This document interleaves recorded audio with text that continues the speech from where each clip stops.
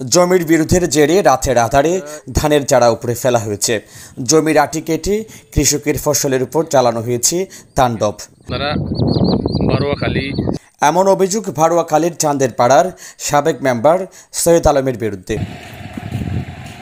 দীর্ঘদিন ধরে দখলে আছি। কোর্টে আমাদের একটা নির্দিষ্ট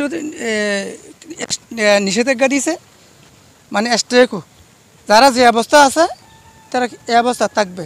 তখন আমরা 40 বছর আগে 42 বছর ধরে কী করে আমরা দখলত আছি, তা আমাদেরকে বলছে তোমরা তোমাদের জমিন তোমরা কী করে শ্বাস করে ফেলো। সৈয়দ আলম মেম্বার, এই মানে আসসালাম, মুস্তফিজ, রাহমতসালাম, তারপরে আনোয়ার, এদের যারা বাহিনী আছে, বাহিনী রাত্রে দেখছেন সবগুলো তারা নষ্ট করে দিছে।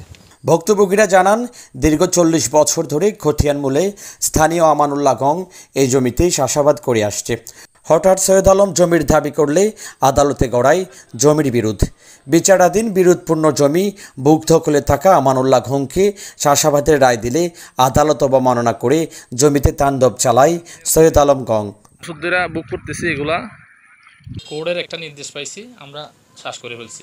আমরা সব সময় ওদেরকে বলে আসলাম যে যদি কাগজে যদি আপনারা পান, আপনাদেরকে আমরা একেবারে হাতে বুঝাই দেব।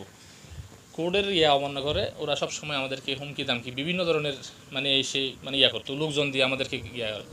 এখন শেষ পর্যন্ত গত রাত্রে এই আজকে 20 দিন হয়ে গেছে, 20 দিন পরে দেয়া এই এত সুন্দর একটা মানে শ্বাস করছি। এখানে দেখেন আপনারা, মনে করেন রাত্রে আমার মনে হয় এগুলো 3টার দিকে 3টা-4টার দিকে করছে আর কি, এই জ্বালাগুলো নষ্ট করে দিছে।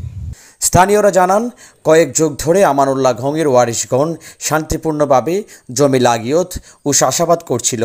হঠাৎ রাতের আধারে জমির ফসল ধ্বংস করে এক পক্ষ। আমরা তো মনে করেন দেখতেছি, আমরা ওই আমার এই বয়সে দেখতেছি, এদের আর একজন আছে এটা তো আমরা জানি না। এদিকে অভিযুক্ত সৈয়দ আলমের কাছে এই বিষয়ে জানতে চাইলে তিনি বলেন, নিজেরা জমির ফসল নষ্ট করে আমাকে জড়ানোর চেষ্টা চালাচ্ছে। স্থানীয়রা জানান, জমির বিরোধ সহসায় সমাধান না হলে এলাকায় বিশৃঙ্খলা তৈরি হবে। এতে প্রাণনাশের হুমকি রয়েছে বলেও জানান এলাকাবাসী।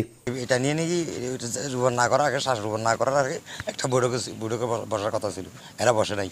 গত কার্যসূচিতে এরা রোপণ করে 20 দিনের মাথায় এরা এই জ্বালাগুড়া নষ্ট করে দিয়েছে। প্রবাল নিউজ, কক্সবাজার।